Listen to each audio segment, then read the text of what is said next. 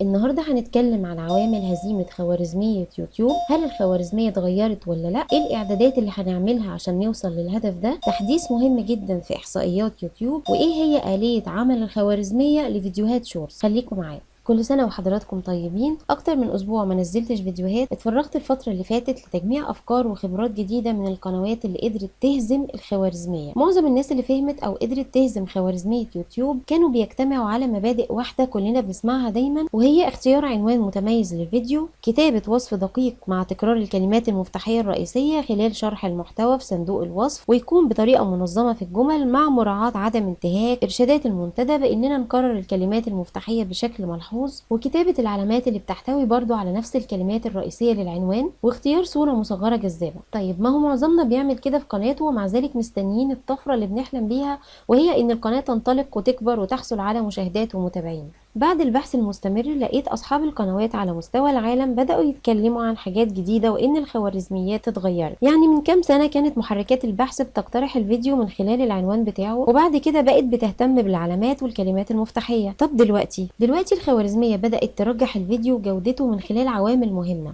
أول وأهم عامل فيهم هو فيديو ريتنشن أو نسبة الاحتفاظ بالجمهور. دي بقت أهم حاجة بتحرك الخوارزمية حاليا. يعني بتشوف هل الفيديو ده لقى استحسان الجمهور، بالتالي بيحصل على مدة مشاهدة كبيرة ولا لا. لأننا لو فكرنا في الهدف اللي بيسعى ليه يوتيوب دايما عشان ينجح كأكبر منصة لعرض الفيديوهات على مستوى العالم، هو إنه يقدر يحتفظ بالجمهور مدة أطول على المنصة بتاعته. ولو الفيديو بتاعك محققلوش الهدف ده، بالتالي هيدور على حد غيرك نسبة الاحتفاظ بالجمهور عنده أعلى منك في المحتوى بتاعك ويقترحوا اكتر. وده هيخليك تفكر ازاي اخلي الجمهور يشوف اكبر جزء من الفيديو من غير ما يجريه او يخرج منه. لو رجعت فيديوهاتك واتفرجت عليها اكيد هتعرف السبب في ان نسبة الاحتفاظ بالجمهور ضعيفة، زي مثلا التطويل الغير مبرر في طرح المحتوى بدون ان يحصل المشاهد على نتيجة او استفادة، او اسلوب الفيديو لا يحتوي على عنصر التشويق المطلوب لدفع المشاهد للاستمرار لمعرفة ما تحتويه الدقائق الباقية من الفيديو. طب ازاي اقدر استخدم عامل التشويق ده؟ ان انا مثلا في بداية الفيديو اوضح كل اللي هشرحه بالظبط في عدة عناصر،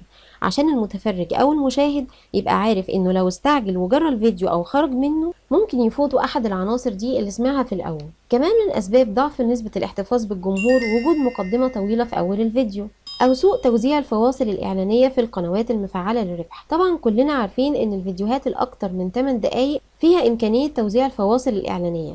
يعني لو مليت الفيديو اعلانات، دي حاجة بتزهق المشاهد تماما وتخليه يخرج ويشوف غيرك. حاجة كمان وهي ان مطالبة المشاهد في اول الفيديو انه قبل ما يتفرج لازم يعمل لايك ويشترك في القناة ويفعل الجرس، دي حاجة ممكن تضايق بعض المشاهدين لما يحسوا ان مشاهدتهم للفيديو مشروطة بالاشتراك او اللايك، واللي مش بيتضايق قوي بيجري المقطع ده وبيكمل مشاهدة. ولو شفنا موضوع الاحتفاظ بالجمهور او فيديو ريتينشن بشكل عملي، من خلال صفحة الاستوديو بختار الفيديو اللي انا عاوزاه وبضغط على الاحصائيات بتاعته، بضغط على engagement وبلاقي تحت حاجة اسمها audience retention، واقدر اتابع الريتنشن الخاص بيه. ومن خلال الاستوديو برضو ممكن ادخل على الاحصائيات العامة بتاعة القناة وبضغط برضو على engagement، وفي الجزء بتاع audience retention هلاقيه جايب لي مجموعة من الفيديوهات ونسبة الاحتفاظ بالجمهور بتاعتها. لو ضغطت في اي مكان على الفيديو بيحتوي على مرحلة هبوط في المشاهدة، بيجيب لي المقطع اللي المشاهدين بيتجنبوا مشاهدته، عشان اعرف من خلاله انا كنت بقول ايه او ايه اللي حصل وخلى المشاهد يجري المقطع ده، بحيث ما كررش الحاجة دي في الفيديوهات اللي بعد كده. ولو لاحظنا هنا على سبيل المثال، لو ضغطنا على اي فيديو منهم هلاقي العامل المشترك بينهم هو انخفاض المشاهدة تماما في اول الفيديو، يعني المقطع اللي خاص بالمقدمة. فده طبعا بيلفت نظري انه من الافضل حذف مقدمة الفيديو او تقليل الوقت بتاعها. وانتوا كذلك لو طبقتوا ده على قناتكم هتعرفوا اسباب انخفاض نسبة المشاهدة من خلال الخيار ده في الاحصاءات. اخر حاجة في الفيديو ريتنشنز هي النسبة بتاعته. ازاي اعرف ان النسبة دي كويسة ولا لا؟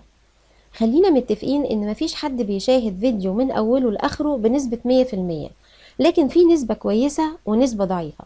يعني لو لقيت ان نسبة الاحتفاظ بالجمهور تتراوح من 40% فيما فوق، دي تعتبر نسبة عالية واشارة ليوتيوب ان المحتوى ده كويس فيبدأ يقترحه.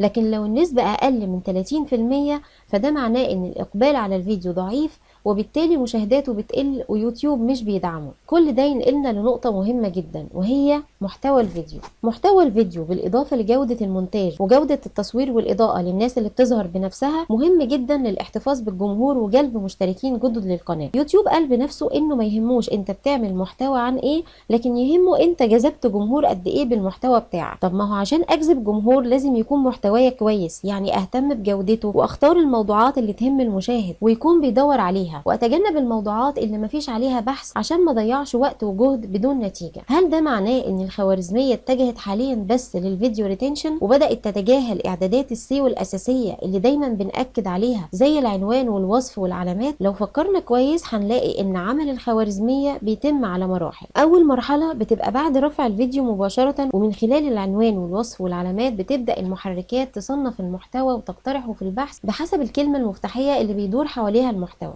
يبقى ده معناه بدون شك ان اعدادات السيو ما زالت لها اهميتها، وحاليا ناس كتير بتأكد على الاهتمام بصندوق الوصف بشكل خاص، وهنعمل له شرح قريب بإذن الله.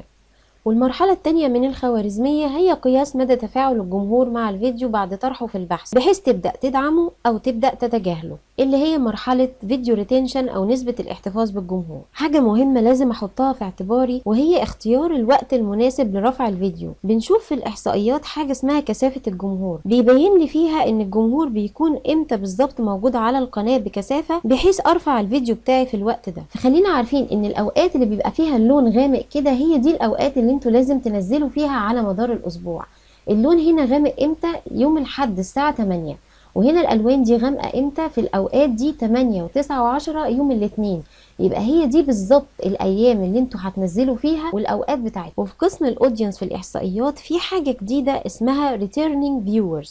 دي معناها ايه؟ احنا عندنا في الرسم ده خطين، خط لونه ازرق واسمه نيو فيورز، يعني المشاهدين الجدد للقناه اللي ظهرت لهم القناه في محركات البحث فبداوا يتعرفوا عليها او يضغطوا على الفيديو بتاعها. والخط التاني ده اللي لونه موف اسمه ريتيرنينج فيورز، يعني الناس اللي بترجع للقناه تاني لمشاهده فيديوهات اخرى او مشاهده نفس الفيديو، وده معناه ان القناه جذبتهم فرجعوا لها تاني. ناخد بالنا جدا هنا انه في حاله ارتفاع نسبه ريتيرنينج فيورز اكتر من نيو فيورز، لما يكون الخط الازرق بتاع نيو فيورز هو الاعلى من ريتيرنينج فيورز، يعني نسبه المشاهدين الجدد اعلى من نسبه الناس اللي بترجع للقناه، فده معناه ان القناه محتاجه اهتمام اكتر وشغل اكبر. كل واحد فيهم من الخطين دول بيوصل عند حائط كده في نهايه الرسم. وفي حاله ارتفاع نسبه الريتيرنينج فيورز اللي هو الخط الموف اكتر من نيو فيورز اللي هو الخط الازرق، يعني صعود الخط الموف فوق الخط الازرق عند النقطه دي او عند الحائط ده، فده معناه انك هزمت الخوارزميه وان قناتك بدأت فعلا طريق الصعود. مهم جدا متابعة الخط الموف ده اللي اسمه returning viewers، لان هو ده اللي هيعرفنا اذا كانت القناة ماشية صح ولا لا. نيجي لفيديوهات شورتس والخوارزمية بتاعتها. هنا الموضوع مختلف وابسط تماما من الفيديوهات العادية.